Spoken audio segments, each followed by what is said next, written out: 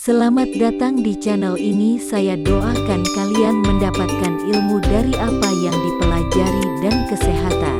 Untuk kali ini kita akan membahas tentang kumpulan soal penilaian akhir semester atau PAS.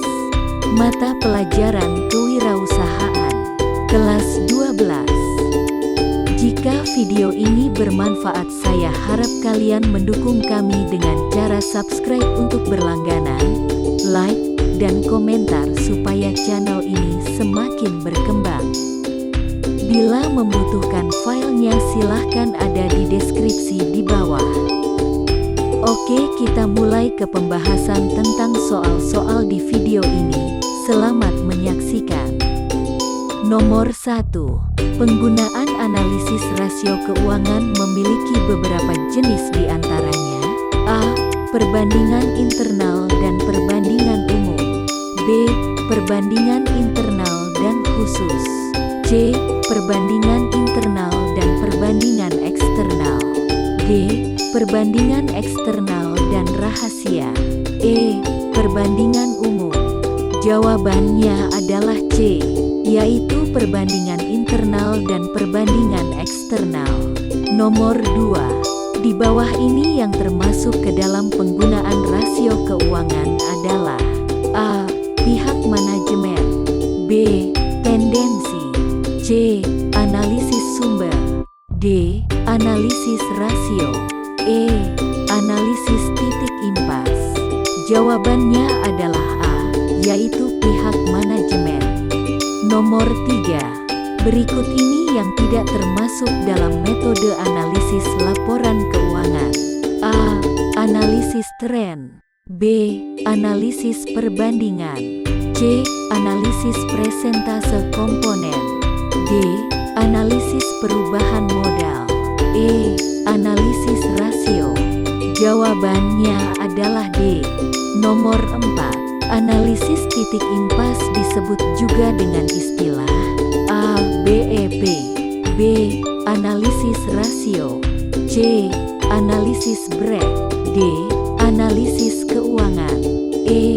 Analisis tren. Jawabannya adalah A, yaitu BEP. Nomor 5. Pihak yang berkepentingan terhadap kinerja jangka panjang perusahaan merupakan pengertian dari: A. Pihak manajemen. B. Pihak pemilik usaha. C. Pihak kreditor. D. Pihak regulator. E. Pihak konsumen. Jawabannya adalah A, yaitu pihak manajemen. Nomor 6. Suatu metode atau teknik analisis untuk mengetahui tendensi daripada keadaan keuangannya. Apakah menunjukkan tendensi tetap, naik atau bahkan turun adalah pengertian dari: A. Analisis perbandingan laporan keuangan. B. Tendensi. C. Laporan presentase per komponen. D. Analisis sumber.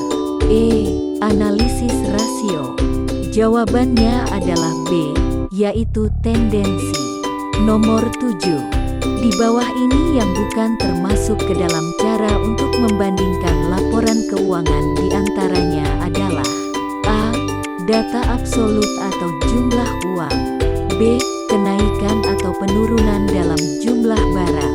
C. Kenaikan atau penurunan dalam bentuk rasio.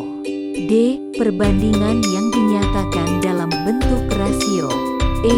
Posisi dan kemajuan keuangan perusahaan yang dinyatakan dalam presentase. Jawabannya adalah E, yaitu posisi dan kemajuan keuangan perusahaan yang dinyatakan dalam presentase. Nomor 8. Metode analisis yang digunakan oleh perusahaan skala mikro adalah: A. Analisis rasio keuangan dan analisis titik impas. B. Analisis titik impas dan laporan keuangan. C. Analisis rasio keuangan dan laporan keuangan. D. Analisis rasio titik impas. E. Analisis rasio keuangan. Jawabannya adalah A, yaitu analisis rasio keuangan dan analisis titik impas. Nomor 9. Semakin tinggi angka rasio likuiditas, maka semakin buruk likuiditas perusahaan. B. Maka semakin baik likuiditas perusahaan. C. Semakin jelek perusahaan. D. Semakin menurun tingkat pendapatan perusahaan. E. Semakin baik dalam pendapatan perusahaan. Jawabannya adalah B, yaitu maka semakin baik likuiditas perusahaan. Nomor 10. Rasio yang dihitung dengan mengurangkan persediaan dari aktiva selancar dan hasilnya dibagi dengan utang lancar merupakan rasio perhitungan pada A. Rasio lancar. B. Rasio lancar pada rasio likuiditas. C. Rasio cepat. D. Rasio cepat pada likuiditas. E. Rasio solvabilitas. Jawabannya adalah D, yaitu rasio cepat pada likuiditas. Terima kasih sudah menonton video ini. Semoga bermanfaat. Lebih lengkapnya silahkan unduh di bawah ini link yang ada di deskripsi.